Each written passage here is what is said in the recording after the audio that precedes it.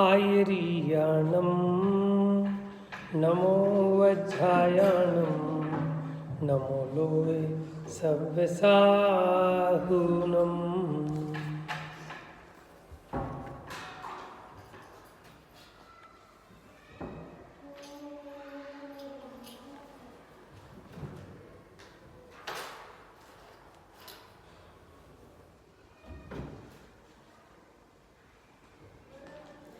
आत्म संबोधन वैराग्य भावना, पेज नंबर 38।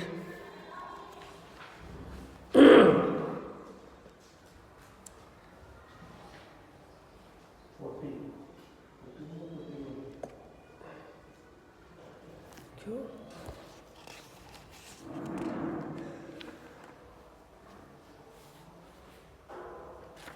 अभी तो 38 नंबर पे ही थे। छंद नंबर 6 देखते हैं। हे चेतन धन की ममतावश भोगे तुमने कष्ट अपार, देखो अपने अमर द्रव्य को जहाँ सौख्य का पारावार। देवों का वैभव भी तुमको करना पड़ा अंत में त्याग, भ्रमर करो शुभ राग। तो यह कहते हैं चेतन, धन की ममतावश तुमने बहुत कष्ट भोगे हैं। देखो अपने अमर द्रव्य को, माने जिसका कभी मरण नहीं होता, वहाँ सुख है अपरंपार। देवों का वैभव भी आपको छोड़ना पड़ा अंत में। तो अब प्रभु के पद पंकज में भौरे बनकर करो शुभ राग। इंद्र भवन से बनवाता है सुख के लिए बड़े प्रासाद, क्या तेरे यह संग चलेंगे, इसको भी तू करना याद। इस तन में से जिस दिन चेतन कर जाएगा आप प्रयाण, जाना होगा उस घर से ही तन को बिना रोक शमशान। अब देखो, घर से वैराग्य दिला रहे हैं कि इंद्र भवन जैसे बनवाना चाहता है अपने घर, जैसे इंद्रों के भवन होते हैं ऐसा अपना घर बनवाना चाहता है सुखी होने के लिए। लेकिन क्या तेरे संग जाएंगे कि जिस दिन इसमें से चेतन निकलेगा तो तुझे कोई रोकेगा नहीं, शमशान में जाना पड़ेगा। तो इसलिए क्यों उसके मुंह में फंसता है। अपना अपना मान जिन्हें तू खिला पिला कर करता पुष्ट, अवसर मिलने पर वे ही जन करते तेरा महानिष्ठ।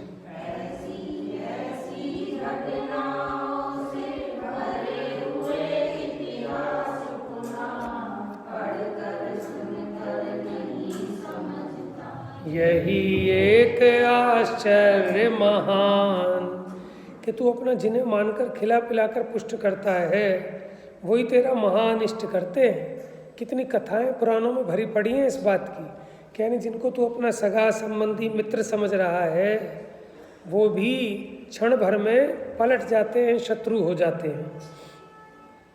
क्षण क्षण करके नित्य निरंतर जाता है जीवन का काल, करता नहीं किंतु यह चेतन क्षण भर भी अपनी संभाल।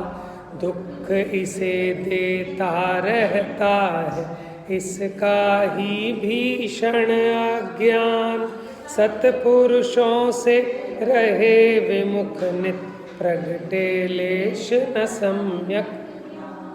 अभी क्या करता है कि प्रत्येक क्षण क्षण करके इसका काल निकला जा रहा है जीवन का, लेकिन क्षण भर के लिए भी ये जीव अपनी संभाल नहीं करता और इसका जो ज्ञान है वही इसे दुखी करता है और ये सत्पुरुषों से विमुख रहता है, इसलिए इसे लेश भी सम्यक ज्ञान प्रकट नहीं होता।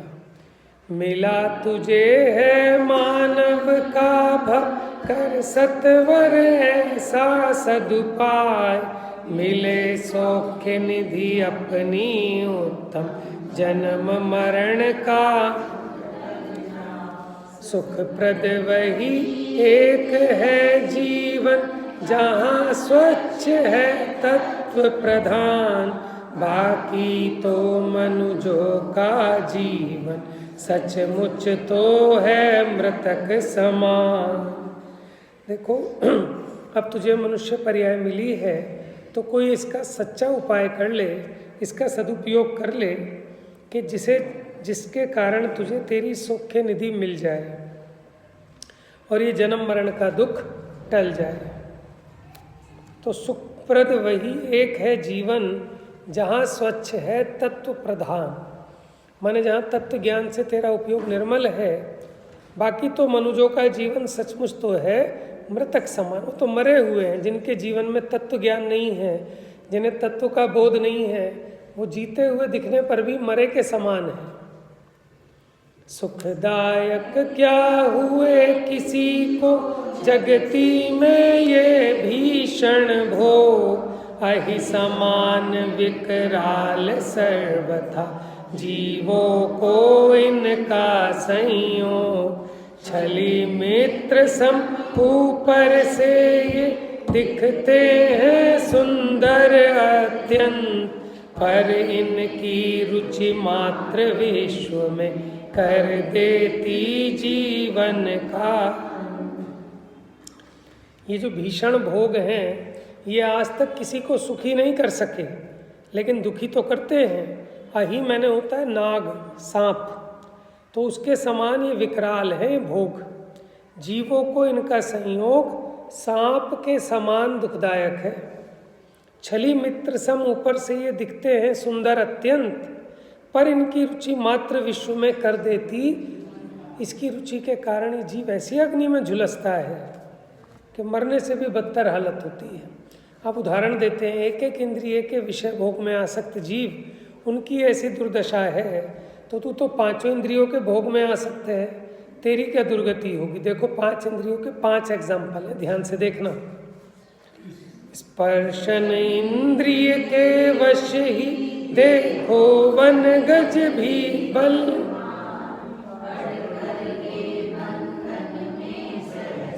सहता अविरल कष्ट महान, मरती स्वयं पाश में फंस कर, रसनासक्त चपल जलमीन, सुध बुध खो देता है अपनी।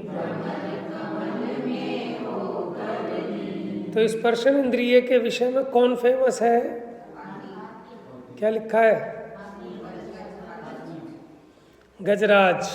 बताओ, हाथी को सामर्थ्य है, किसी की ताकत है पकड़ सके, लेकिन वो भी स्पर्शन इंद्रिय के कारण आसक्त होकर पकड़ा जाता है, दुखी रहता है। और मछली इतनी चंचल है कि उसको पकड़ना मुश्किल नहीं है, कितनी तेजी से एकदम भागती है, लेकिन वो भी रसना इंद्रिय की आसक्ति में, वो कांटे में कुछ खाने का आटा वगैरह लगाकर कांटा लगाते हैं ना, तो वो खाने के लोभ में, रसना इंद्रिय के लोभ में वो फंस जाती है उस कांटे में और मरती है।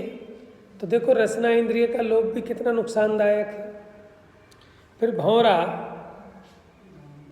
फूल की सुगंध के कारण, ठीक है, भंवरे में इतनी ताकत है कि बांस में छेद कर दे, तो जिस कमल पे बैठा और वो कमल शाम को बंद हो गया, तो वो उसे काट के उसमें से बाहर निकल सकता है कि नहीं? भंवरा देखा है, काला निकल सकता है ना, बांस में भी छेद कर सकता है वो, लेकिन मोह के वशीभूत उस कमल में से नहीं निकलता। और हाथी आता है, उस कमल को खा जाता है और मरण को प्राप्त हो जाता है भंवरा। तो ये सुगंध और दुर्गंध।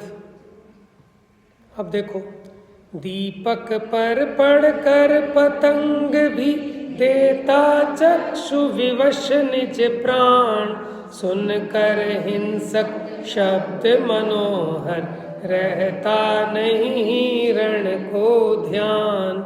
एक विषय में लीन जीव जब पाता इतने कष्ट अपार, 5 इंद्रियों के विषयों में दीपक पर पतंगे आते हैं, जैसे लाइट पे आते हैं ना, कई बार पीले रंग के बल्ब होते हैं उस पर चिपकते हैं और वो गरम गरम उसके कारण जल के गिर जाते हैं, फिर होश आती है तो फिर उस पे जाते हैं। तो देखो किस कारण, रूप का आसक्त होकर पतंगा मरण को प्राप्त होता है। हिरण संगीत का इतना शौकीन है कि वो संगीत की बांसुरी की ध्वनि सुनने के लिए वहीं खड़ा रह जाता है और शिकारी आकर उसको पकड़ लेता है, मार देता है।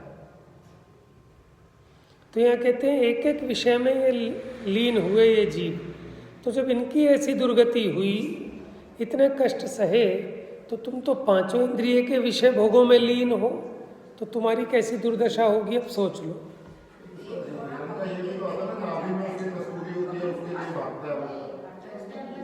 हाँ वो तो है, लेकिन यहाँ तो कह रहे हैं ना, शिकारी उसको पकड़ने के लिए क्या करते हैं कि वो संगीत का बहुत शौकीन है, तो कोई बांसुरी वगैरह बजाता है और उसकी धुनी सुनने के लिए वो ऐसे ही एकटक रुक जाते हैं ध्यान से सुनने के लिए, और शिकारी उनका शिकार कर लेता है। ठीक है, देखो एक वो होती है ना चमरी गाय, उसकी पूंछ के बाल इतने लंबे होते हैं कि जमीन को टच करते हैं, और उसे अपने पूंछ की बाल से इतना मोह होता है कि सिंह आया शिकार करने, भाग रही है, अब उसकी पूंछ के बाल कहीं अटक गए तो वहीं खड़ी हो जाती है और सिंह आकर उसे अपना ग्रास बना लेता है। देखो कैसी जीव को छोटी छोटी चीज़ों में आसक्ति उसके मरण का कारण बन जाती है।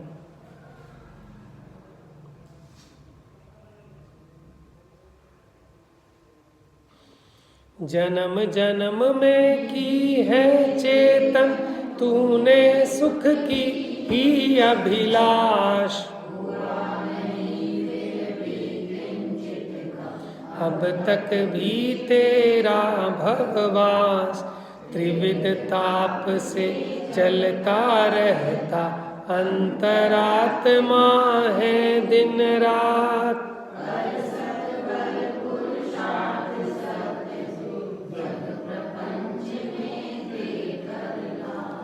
जग प्रपंच में देकर लात, यानी जग के प्रपंच है, इसको ठोकर मार दे, इनको छोड़।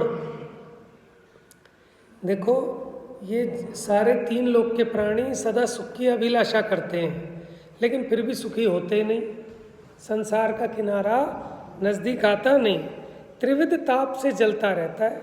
माने मोह राग द्वेष लगा लो, जन्म जरा मरण लगा लो, और तो ये अंतरात्मा दिन रात झुलसता रहता है विषयों की अग्नि में। तो अब तू ऐसा सत्वर पुरुषार्थ कर, सत्वर माने शीघ्र ही ऐसा पुरुषार्थ कर, जग प्रपंच को देख कर लात। ये जगत के झगड़े तो ऐसे ही चलते रहेंगे, तो अब तो इनको लात मार दे।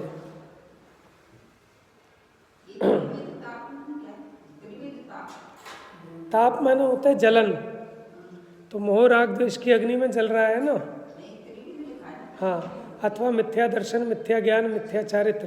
त्रिविध माने मोह राग द्वेष, अथवा मिथ्या दर्शन, मिथ्या ज्ञान, मिथ्या चारित्र, अथवा जन्म जरा मरण, कुछ भी लगा लो। चलिए 14 छंद हो गए, बाकी बाद में।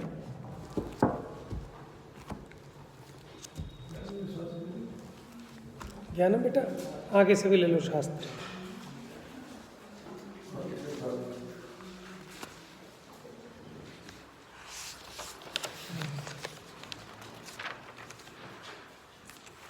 दोष कल्पना निराकरण।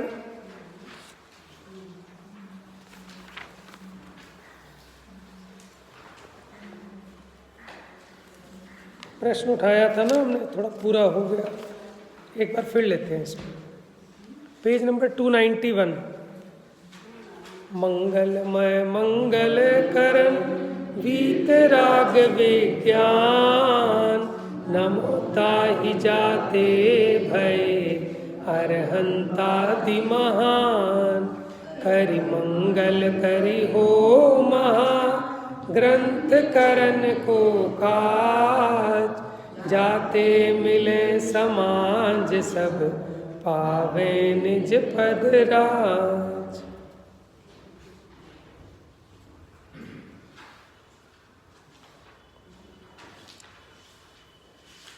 मिल गया भैया 291। बच्चे ध्यान देंगे सभी पुस्तक में। देखिए प्रश्न किया था कल एक, उपयोग को थोड़ा सा सूक्ष्म करना, और जो कल विषय चला था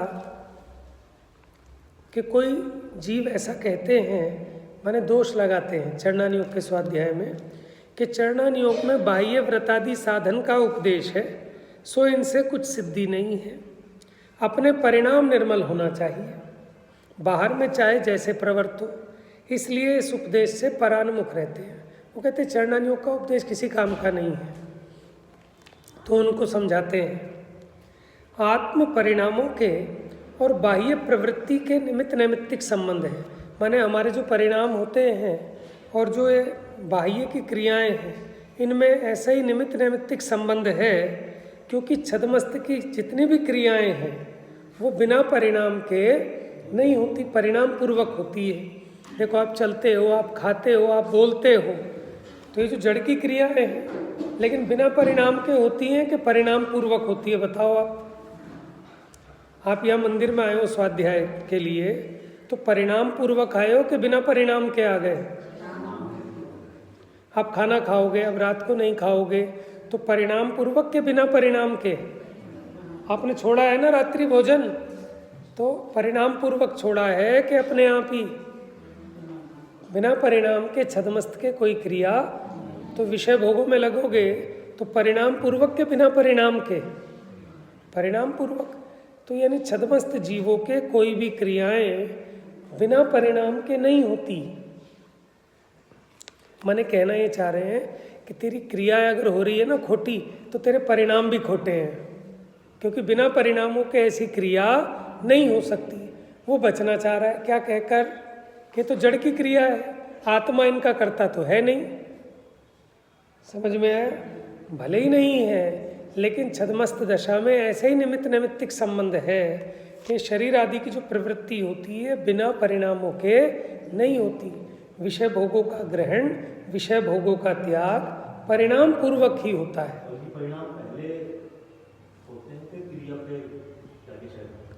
देखो दोनों बातें हैं इसमें, परिणाम पूर्वक भी होते हैं, लेकिन कई बार परिणाम नहीं होते, किसी के कहने से, किसी के आग्रह से, गुरु जी के कहने से, ठीक है, उनकी विनय में, तो हम वो चीज़ छोड़ देते हैं, ठीक है, उन चीज़ों से बचते हैं। तो शुरू में प्रारंभ तो ऐसे ही होता है। हाँ, बिल्कुल होंगे। मैंने एक दिन उदाहरण दिया था ना कि जब कभी हम हाथ में डंडा ले लेते थे तो हमारे परिणाम क्रूर हो जाते थे, फिर सारे बच्चे पिटते थे, और बच्चे छुपा के रख देते थे कहीं डंडा, तो फिर नहीं पिटते थे। आप देखो अभी है। तो ऐसे ही मैंने एक दिन और कहा था कि गन का लाइसेंस ले लो, बंदूक का, फिर देखो आपके परिणाम कैसे होंगे। आप हाथ में लाठी लेके चलो, कई लोग रखते हैं अपनी गाड़ी में रोड लाठी, के झगड़ा वगड़ा हो गया तो उन्हीं के होते हैं। वो वैसी साधन मिला है ना उसने, समरम समारंभ किया, आरंभ भी हो गई, पहले ही प्लान करके रखता है कि भाई सब पॉलिसी ले लो, इंश्योरेंस पॉलिसी के काय का के स्पेशल कवर ले लूँ कि कोई महारोग लग गया तो फिर देखो लगेगा ही कैसी इसकी भावना है जीव की। देखो जहाँ बुद्धि लगानी चाहिए वहाँ तो बुद्धि लगाता नहीं। शरीर में रोग आते हैं पाप के उदय से कि पुण्य के उदय से?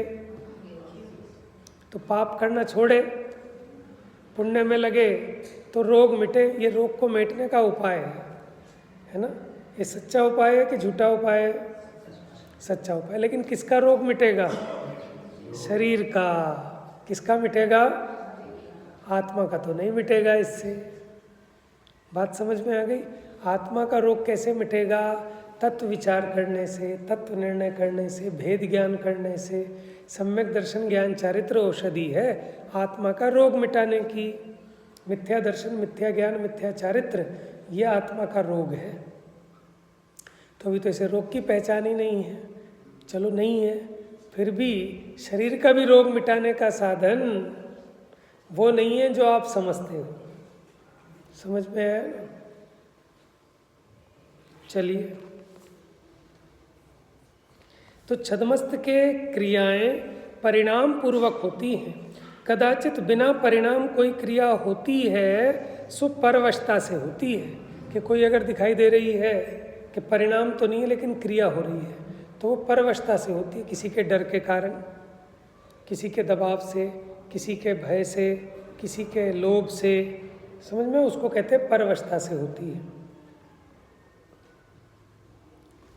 अपने वश से उद्यम पूर्वक कार्य करे, अपने आप स्वयं बुद्धिपूर्वक उद्यम पूर्वक कार्य करे और कहे कि परिणाम इस रूप नहीं है।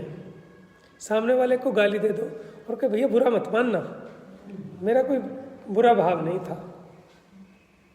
समझ में आया कि बिना बुरा भाव आए तो ऐसी भयंकर गाली दे कैसे सकता है। समझ में आया।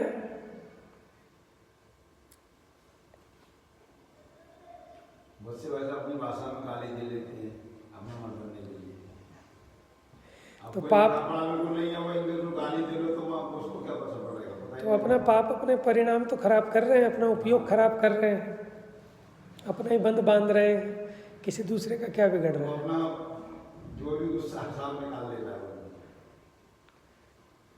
तो ये लगता है ना जीव को कैसे गुस्सा निकल जाता है कि सामने वाले के मैं 2 चाटे मार लूँ, उसे गाली दे दूँ तो मेरे को शांति पड़ जाएगी, कि शांति पड़ जाएगी कि अशांति बढ़ जाएगी। पर वो आपने अपना कर देगा। कषाय की पुष्टि में सुख मानते हैं अज्ञानता के कारण, कषाय के अभाव में सुख होता है। कषाय तो आई है वो मिट जाएगी, उसका ग्राफ एक जैसा नहीं रहता, बढ़ता है टॉप पे जाके फिर नीचे आना चालू हो जाता है। पुलिस वाले आते हैं, अभी मार्केट में अभी चल रहा है, हटाओ हटाओ हटाओ, जिस ध्यान लगेगा माल तो वो दे गुस्सा है, शांति को तो यही तो रखना है ना, अपनी शांति रखनी है, कुछ समय के लिए धैर्य धारण करना है। नहीं, उनको गुस्सा आती है कि नहीं आती? वो किनको? उनको गुस्सा है कि नहीं है? उनको भी है, हमेशा गुस्सा रहती है उनको।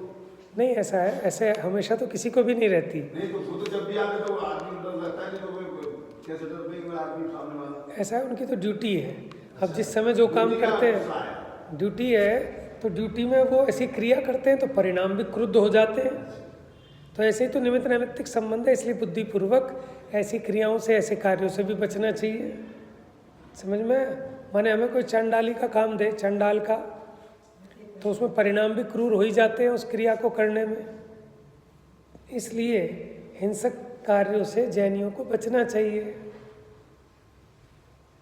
तो आप ये सोच रहे हो ना कि उनके तो हर समय क्रोध रहता होगा, कि ऐसा नहीं है हर समय क्रोध, कुछ तो दिखाते हैं, और जब दिखाते हैं तो फिर सच्ची में भी हो जाता है, नहीं तो लोग ही उन्हें पीटेंगे, क्या करें। चलिए, तो कह रहे हैं अपने वश से उद्यम पूर्वक कार्य करे और कहे कि परिणाम इस रूप नहीं है, सो यह भ्रम है।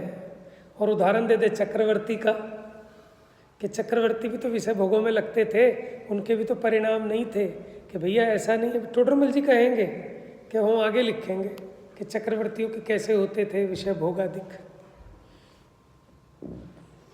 सो यह भ्रम है। क्या भ्रम है?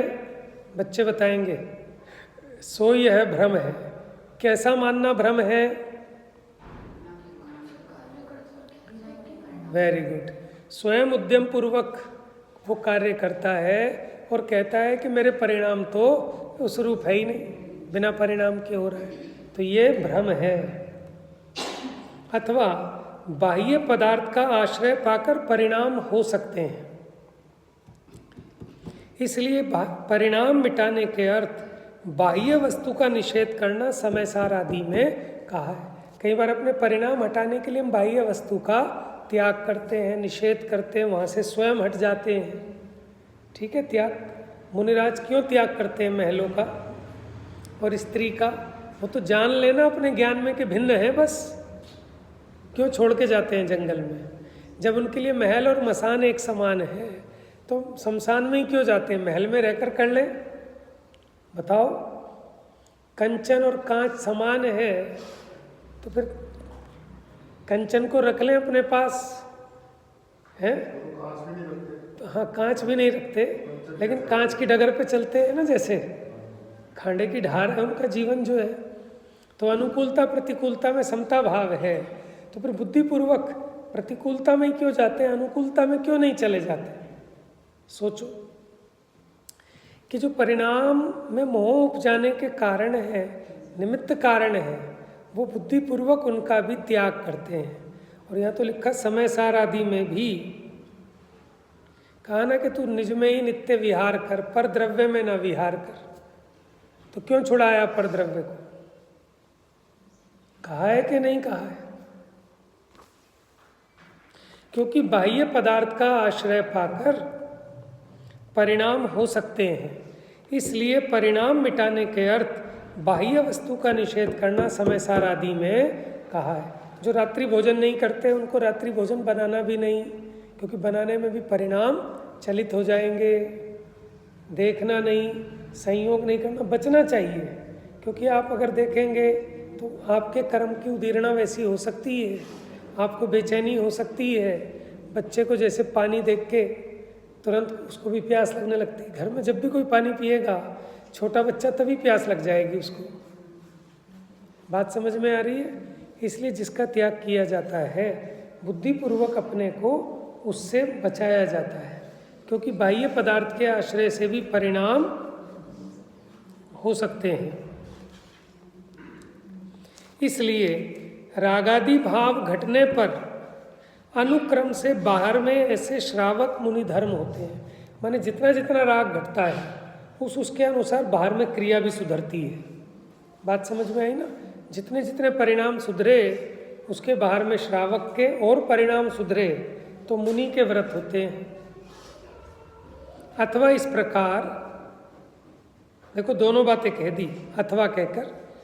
क्या कह रहे हैं ध्यान से सुनना बेटा, देखो जरा कहाँ है। इस प्रकार श्रावक मुनि धर्म अंगीकार करने पर पांचवें छठे आदि गुण स्थानों में रागादि घटने पर परिणामों की प्राप्ति होती। दोनों बातें कह दी इन्होंने।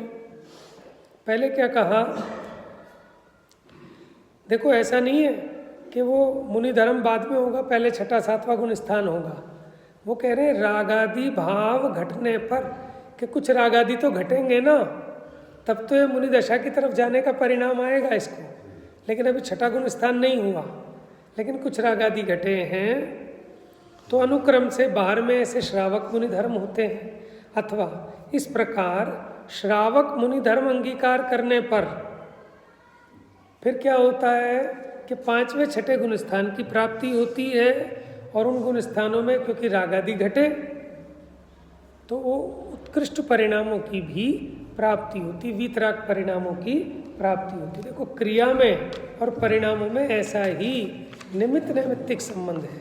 देखो क्रिया सुधारने का उपदेश परिणामों को सुधारने के लिए ही तो है।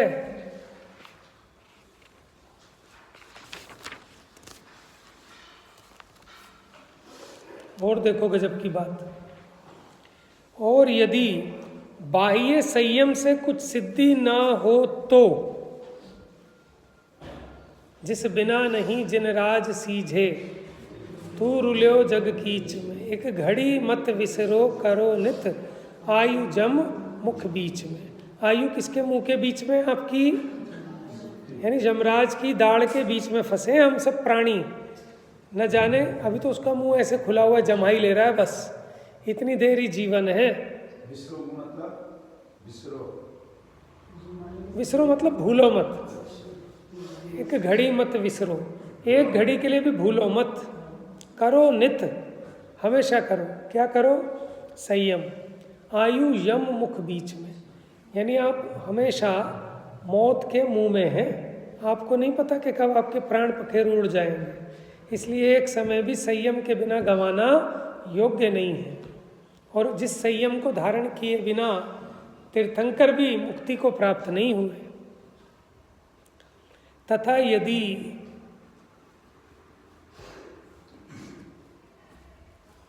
देखो कुछ लोग ऐसा कहते हैं ना कि बाह्य संयम से कुछ नहीं होता, अंदर के परिणामों का सारा कुछ होता है, बाह्य संयम की कोई आवश्यकता नहीं है।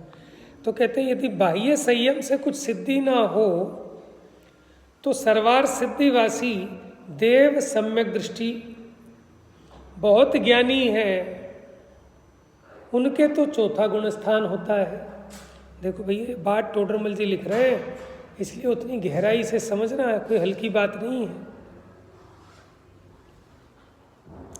तो कह रहे हैं अगर बाह्य संयम से कुछ सिद्धि ना होती हो तो सर्वार सिद्धि वाले देव सम्यक दृष्टि है, एक भव अवतारी है, 33 सागर तक तत्व चर्चा में जीवन निकलता है, बहुत ज्ञानी है, जीवन भर उनके निमित्त से कोई हिंसा नहीं होती, झूठ नहीं होता, चोरी कुशील कुछ नहीं होता, तो भी उनके तो चौथा गुण स्थान होता है। और गृहस्थ श्रावक मनुष्य के, ठीक है, पंचम गुण स्थान होता है। सो क्या कारण है? ये बाह्य संयम की विशेषता बता रहे हैं कि देखो बाह्य संयम का और परिणामों का ऐसे ही निमित्त नैमित्तिक संबंध है। भैया लेकिन जैसे कि एक अध्यात्म से आया तो जैसे देवगति होती है वहाँ तो सिर्फ भाव हिंसा ही होती होगी ना? क्या होती है? जैसे हिंसा में सिर्फ भाव हिंसा ही तो होती होगी वहाँ पर। उनका बहुत बढ़िया, क्योंकि उनका वैक्रियक शरीर है, अब उनके शरीर के निमित्त से कहाँ हिंसा होएगी? ना तो खाना पीना ना बनाना खाना कुछ भी नहीं है, तो फिर किस तरह की हिंसा? फिर भी देखो तुम बता तो रही हो भाव हिंसा है। भाव हिंसा में ऐसा नहीं कि जीव को मारने की, भीतर में जो राग द्वेष है वही तो हिंसा है। तो जैसे संयम के इससे बोला जाता है ना, हाँ। उसमें तो फिर मतलब ऐसे नहीं मैं फिर संयम के भी ध्यान में रखते हैं, जैसे हिंसा का कुछ है ही नहीं है इतना। यहाँ पे देखो कषायों की तो मंदता बहुत है शुक्ल लेश्याय परिणामों में, लेकिन अनंतानुबंधी अप्रत्याख्यानावर्णी आदि के भेद अलग हैं, वो सम्यक संयम आदि से संबंधित हैं। कषाय की मंदता तो बहुत हुई, ठीक है ना, लेकिन अभी अप्रत्याख्यानावरण कषाय है उनके, उसका उदय है, भले ही मंद उदय है, शुक्ल लेश्या है, लेकिन अप्रत्याख्यानावरण कषाय का उदय होने से उनके देश संयम नहीं होता और बाह्य संयम नहीं होता, इसलिए भीतर में भी पंचम गुण स्थान में जैसे माने वो विशुद्धि की उपलब्धि उनको नहीं बनती है। तो आप समझना कि बाह्य संयम कितना उपयोगी है। सोच रहे हैं आप? देखो यहीं लिखा है आपके सामने, और सुनो। तो वो तो पूछ रहे हैं, क्वेश्चन मार्क खड़ा कर रहे हैं पंडित जी, सो कारण क्या है कि जिसने बाह्य संयम अंगीकार कर सकता है ना ये मनुष्य पर्याय में, तथा तीर्थंकर आदि गृहस्थ पद छोड़कर किस लिए संयम ग्रहण करे? अगर तू ये कहता है कि क्रिया जैसी मर्जी होती रहे, परिणाम सुधरने चाहिए, वो तो साक्षात तीर्थंकर के जीव हैं और उनका जाना भी क्रमबद्ध पर्याय में नक्की है, फिर वो क्यों संयम अंगीकार कर रहे हैं बुद्धिपूर्वक? तथा तीर्थंकर आदि गृहस्थ पद छोड़कर किस लिए संयम ग्रहण करें? ठीक है, सोचना देखो, और पॉजिटिव सोचना, ठीक है ना। तर्क तो कितने भी आप उल्टे सीधे सब लगाओ, लेकिन आप ऐसा सोच, चिंतन अपना ऐसा होना चाहिए जिससे अपना संयम में प्रवर्तन हो। हमारा उल्टा चिंतन चलता है संयम का निषेध करने का, कि भाई क्यों अपनी खोटी तर्क को, खोटे बुद्धि क्यों लगाते हो उल्टी, उसमें उसके पोषण में बुद्धि लगाओ ना, नहीं तो जो प्राप्त छह उपशम है इसकी भी नुकसान होगा। कुतर्क तो कितने मर्जी कर लो, ठीक है। और देखो राग का अभाव सुखकारी है ना, तू क्यों नहीं छोड़ता इस क्रिया को? क्योंकि तेरा राग नहीं छूट रहा अभी, और तू कहता है कि नहीं मेरे परिणाम तो निर्मल है, त्याग नहीं किया सो नहीं किया। तो ये प्रकरण तो निश्चयाभासी के उसमें था कि व्रत आदि को बंधन में पड़ना कहता है, ठीक है। अरे व्रत आदि तो तुझे मुक्ति दिलाने वाले इन विषय भोगों की अग्नि से, उस विकल्पों से छुड़ाने वाले हैं। अगर आज आपका उपवास है तो आपको विकल्प नहीं होंगे खाने पीने के, तो आपका उपयोग निवृत्त हो गया एक तरीके से। लेकिन कीजिए शक्ति प्रमाण, हाँ अगर शक्ति नहीं है तो पड़े रहो, तो उसमें भी कोई समझदारी नहीं है। तो माने शक्ति प्रमाण संयम को ग्रहण करना ही चाहिए, शक्ति को छिपाना नहीं और शक्ति से अधिक करना नहीं। शक्ति तो धीरे धीरे करने पर बढ़ती है, क्योंकि अंतराय कर्म का क्षय उपशम होता है। अभी हो सकता है आप 1 घंटे बिना कुछ खाए पिए नहीं रह सकते, लेकिन आप थोड़ा थोड़ा अभ्यास करना चालू करते हैं तो विशुद्धि होने के कारण चारित्र मोहनीय कर्म का भी, ठीक है ना, थोड़ा सा वो मंदता आती है। और उधर अंतराय कर्म में भी क्षय उपशम होता है, तो जीव का आत्मबल बढ़ता है, फिर एक आसन भी करके रह लेता है, फिर उपवास भी करने की सामर्थ्य आ जाती है। ठीक है ना, तो अपने ऊपर है कि आप कितना अपना आत्मबल बढ़ाते हैं। ये व्रत में कहा ना अहिंसा है, मोरादेश, तो वो मोरादेश किससे करते हैं? क्योंकि सब कुछ है सबके पास। देखो ऐसा है, जो अनुकूलता है उसमें उनको राग है कि नहीं है। जो सारी इष्ट सामग्री है ना, उस संबंध में उनके राग तो बना ही रहता है, लेकिन वहाँ कोई ऐसा साधन नहीं है ना कि वो राग द्वेष प्रकट हो। जैसे भोग भूमि है तो वहाँ माने मिथ्या दृष्टि भी है, तो हो गई ना कि अभी दिख नहीं रहा। देखो अभी हम शांति से बैठे हैं, आप कहो कि साहब आपको कहाँ है क्रोध, अभी हमें गाली दे के देखो तो पता चलेगा आपको कि क्रोध है कि नहीं है। जैसे गिलास है, गिलास में पानी है ना, तो आपको लगता है कि रुका हुआ है, हम कह रहे हैं बह रहा है। आप अभी एक छेक करके देखो उसमें, प्लास्टिक के गिलास में कितनी तेज गति से बह रहा है वो पानी। बात समझ में आ रही है?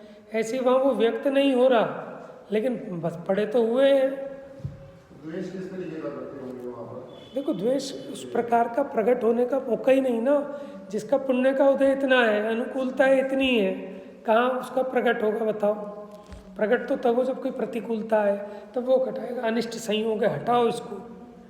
जब उसके पुण्य का उदय है, सब अनुकूल सामग्री दिख रही है, तो अभी व्यक्तता नहीं हो रही, लेकिन अभिप्राय में, परिणामों में राग द्वेष तो चल ही रहे, पड़े ही हैं अबुद्धिपूर्वक। जीव के अंदर एक ईर्ष्या का भाव भी होता ही है।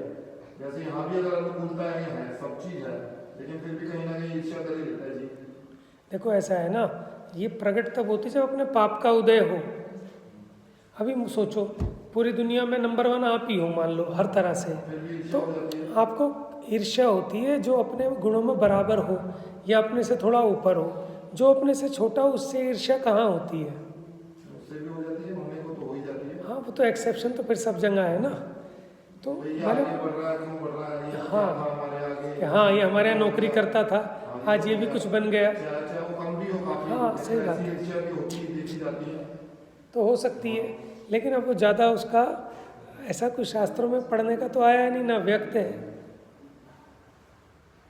तो ऐसा फिक्स किया नहीं है कि जो देवगति के होते हैं जो वो एक ही दिन भी जाते हैं? नहीं ऐसा तो नहीं है, ऐसा नहीं है।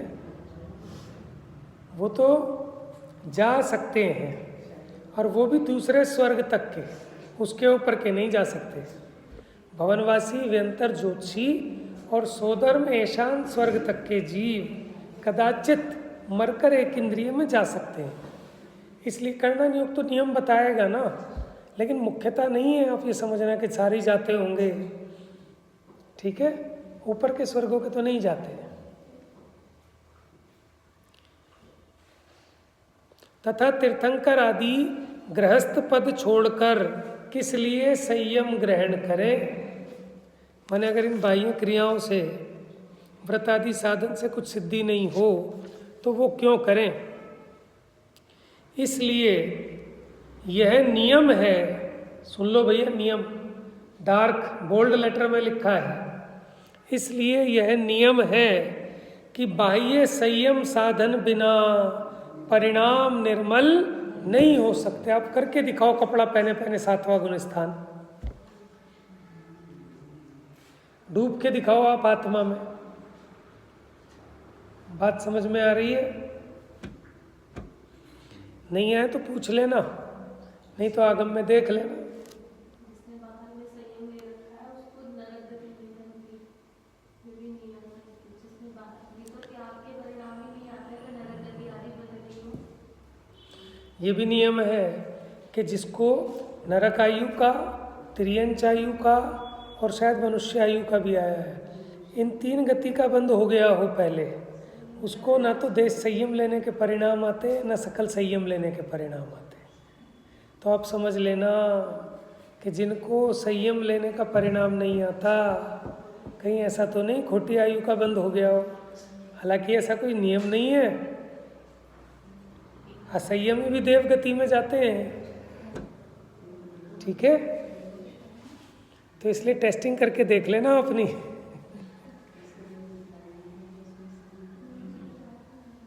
तो ये जीवन को बनाने के लिए जिनवाणी है, अपने जीवन का नुकसान करने के लिए नहीं है।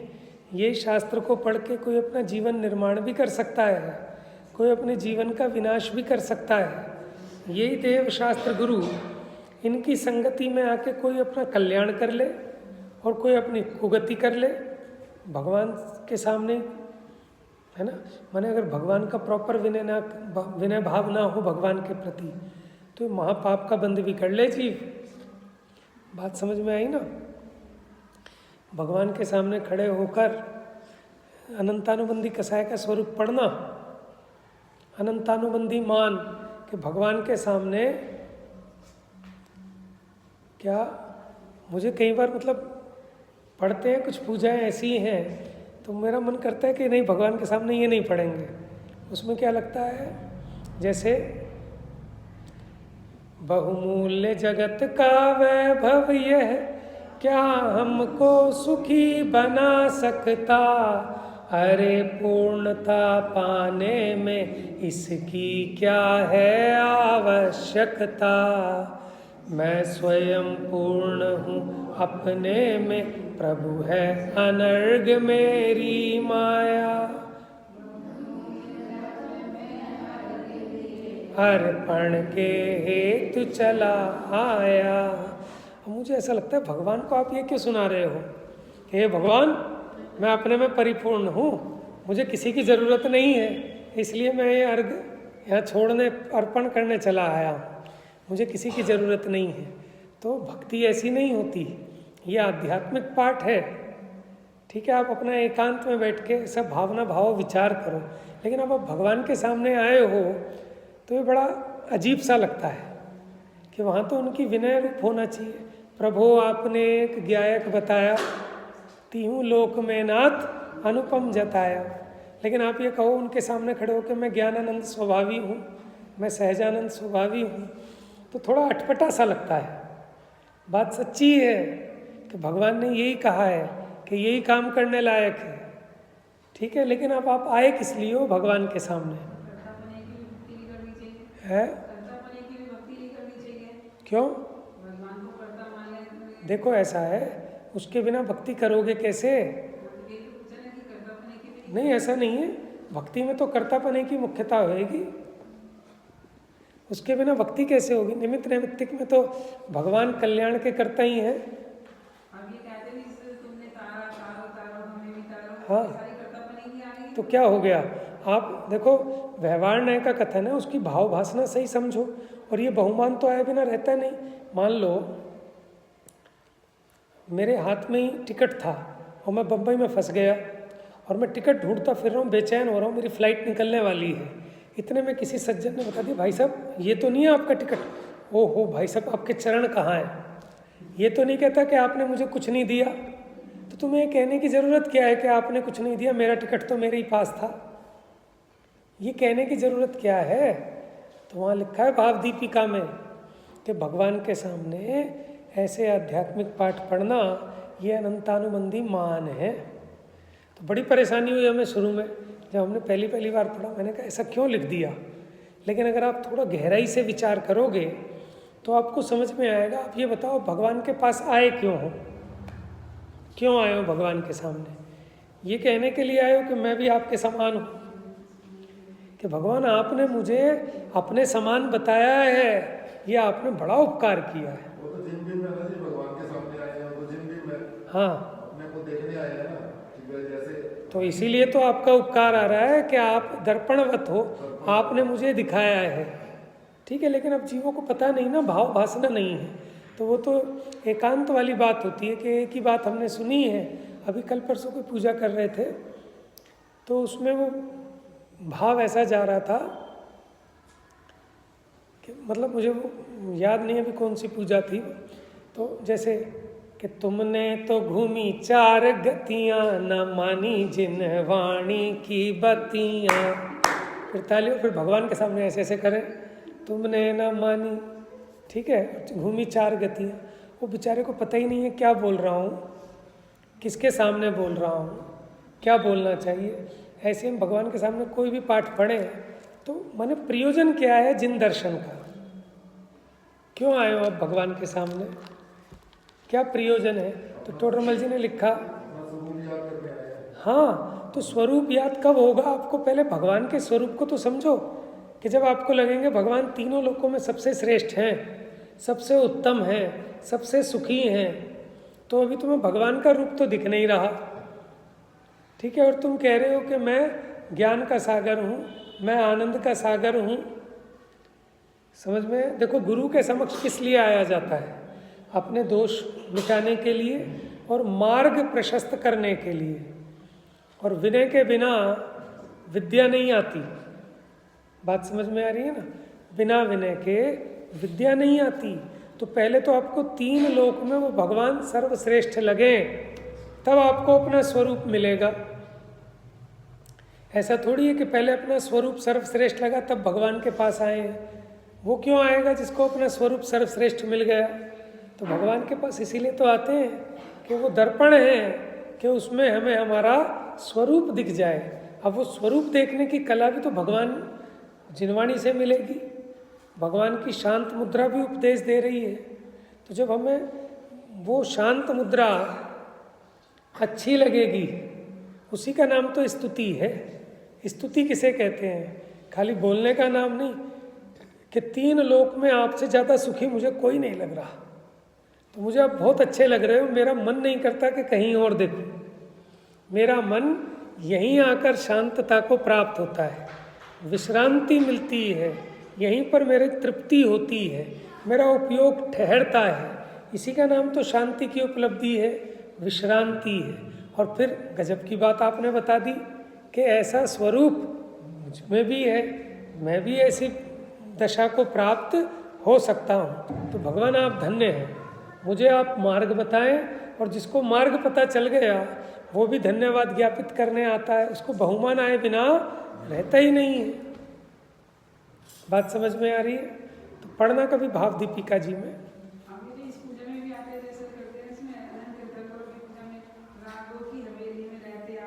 हाँ, यही तो सुन रहा था मैं।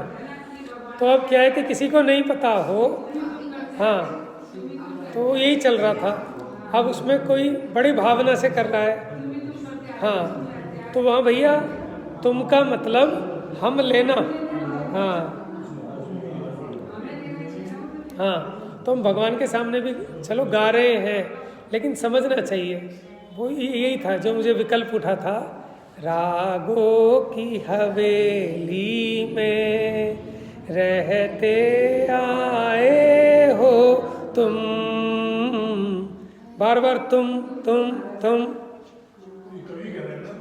किसको कह रहा है? किसको कह रहा है? वो हम किसे कह रहे हैं? अब आप सोचो, भगवान के सामने क्यों पढ़ रहे हो ये बात? या तो आप भगवान के सामने देखो, भाव समझना, शब्दों पे नहीं जाना। देखो, भावों की मुख्यता होनी चाहिए। और वैसे तो योग्यता ये है कि आपके भाव के अनुरूप ही शब्द होने चाहिए। अब भगवान के सामने देखो ना स्तुति, वो अहो जगत गुरुदेव सुनिए अरज हमारी, मैं दुखिया तुम प्रभु दीन दयाल। मैं ये भक्तियाँ ज्ञानियों ने लिखी हैं कि अज्ञानियों ने? फिर अब बताओ, आप कहोगे कर्ता बुद्धि आ गई इसमें, तो कि कर्ता बुद्धि अज्ञानी को होती है। वो कहता है कि मैं अकर्ता हूँ, लेकिन उसको पूरी कर्ता बुद्धि भरी हुई है। और ज्ञानी कहते हैं भगवान आप ही मेरे संसार के तारक हो, आप ही मेरे कल्याण कारक हो, आप ही ने मुझे तिराया है। उसकी भाषा ऐसी होती है, लेकिन वो फिर भी अकर्ता है। समझ में आया ना? व्यवहार की भाषा, देखो व्यवहार में व्यवहार की भाषा चलेगी। पुत्र पिता से कहे कि आप मुझे कुछ नहीं करते, कुछ नहीं देते, मेरे भाग्य का है, ये जो तुम मुझे खिला रहे हो पिला रहे हो ये मेरे पुण्य से कर रहे हो, तो ये कहने योग्य है? पिताजी लात मार के भगाएंगे नहीं भगाएंगे? समझ में आया? तो लोकाचार नहीं है। मैंने पिताजी ने कहा नहीं तुम मेरे भाग्य में खाती है, तो मैंने उसको देखो ऐसा है, ये समझ लेना, प्रथमान योग के व्याख्यान की पद्धति नहीं बता रहा मैं आपको। ऐसा नहीं है कि उसने ऐसा कहा होगा। देखो, जो शीलवती होती हैं, ठीक है, अब क्या कहें, आज्ञाकारी होती हैं, वो बालक ऐसे कहेंगे पिताजी से मैं आपके भाग का नहीं खाती। वो तो उस प्रसंग के माध्यम से आपको शिक्षा देनी है कि हो सकता है उनमें कोई चर्चा चल रही हो, कोई तत्व चर्चा चल रही हो, नहीं तो यही कहेगी कि पिताजी आपका बड़ा उपकार है, आपने मेरा लालन पालन किया, मुझे संस्कार दिए। तत्वज्ञानी भी ऐसे ही कहेगा, ऐसा थोड़ी सम्यक दृष्टि ये कहेगा कि मैं तो मेरे कर्म का खाता हूँ, तुम कौन हो, ऐसा नहीं है। वो तो प्रतिमान योग की स्टाइल है, आपको उसके माध्यम से समझाना है। वो तो अहंकार हो गया। हाँ, अहंकार आ गया। और हम नाटक भी उस तरह से पेश कर देते हैं। ज्ञानी हो, वो अहंकार ही आ गया ना, वो तो बड़ी वो सब हो गया। महिमा गाई है, तो ऐसा नहीं है वो हर प्रसंग में प्रशंसनीय है। हाँ, उसने उतरी का में नमस्कार बराबर, तो वो उपाधि में सही बात है। तो इसलिए प्रतिमान योग की कथन शैली भी देख लेना। अब वो है ना, सकल गे गायक तदपि निजानंद रसलीन, सो जिनेन्द्र जयवंत नित हरि रज रहस भी। हे भगवान, मैं तो एक छोटी सी चीज़ देख लूँ तो उसी में आसक्त हो जाता हूँ, कोई नई चीज़ दिख जाए उसी से विस्मित आश्चर्यचकित हो जाता हूँ। ठीक है, रास्ते में कहीं भीड़ दिखी मिल जाए तो भी स्कूटर रोक के देखने लग जाता हूँ, क्या हो गया क्या हो गया। और एक आप हो सकल गे गायक, माने समस्त जगत को जान रहे हैं, फिर भी अपने निजानंद रस लीन हो। अभी घर के बाहर थोड़ी सी आवाज़ आए और हम शांति से खाना खा रहे हो तो उठ के दौड़ के जाएंगे, क्या हो गया, किसका झगड़ा हो गया। और भगवान तो तीनों लोग तीन काल का एक समय में जान रहे हैं, फिर भी अपने आनंद के रस में लीन हैं। तो भगवान ये आपकी गजब, मुझे ये बात बड़ी इम्प्रेस करती है। तो ये स्तुति है भगवान की कि आप मोक्ष मार्ग के नेता हैं, सर्वज्ञ हैं, हितोपदेशी हैं, कि तुम ही निमित्त कारण इलाज, ऐसा दिख रहा है। दौलत राम जी कह रहे हैं ऐसा। ठीक है, थोड़ा विचारना इस पर, समय हो गया पूरा करते हैं बस। तो भैया ये पंडित टोडरमल जी क्या कह रहे हैं, इसलिए ये नियम है कि बाह्य संयम साधन बिना परिणाम निर्मल नहीं हो सकते। तो अब जिन्हें अपने परिणाम निर्मल करना हो वो क्या करें, क्या करें। अब किसी ने पूछा था ना कि परिणाम निर्मल कैसे करें, कैसे करें। क्या हम अपने, आपने तो पूछा था क्या हम अपने परिणाम निर्मल कर सकते हैं। हमने जब कहा था ना परिणामों को क्रमबद्ध पर्याय के रेफरेंस में बात थी। तो देखो टोडरमल जी ने साफ लिखा है, इसलिए ये नियम है कि बाह्य संयम साधन के बिना परिणाम निर्मल नहीं हो सकते। इसलिए बाह्य साधन का विधान जानने के लिए, अब जो करना है तो उसको जानना समझना चाहिए, तो उसके लिए चरणान योग का अभ्यास अवश्य करना चाहिए। बात समझ गए। अब देखो ये इसमें दोष कल्पना निराकरण हो गया, लेकिन अनुयोगों में आपस में विरोध नजर आता है कि एक अनुयोग की पद्धति दूसरी पद्धति से नहीं मिलती, तो उसका भी आप लोग पढ़ना चाहें अपने आप पढ़ना। तो ये मेरा प्रकरण पूरा हो गया। अब कल से दीदी जी का स्वाध्याय सुनेंगे हम सब। तो 8:15 बजे सभी टाइम पे पहुँचें, 8:15 से 9 बजे तक, 9 सवा 9, फिर तो आपका टाइम है, कोई दिक्कत नहीं है। 8:15 बजे सभी आए, ठीक है। जा वाणी के ज्ञान से सूझ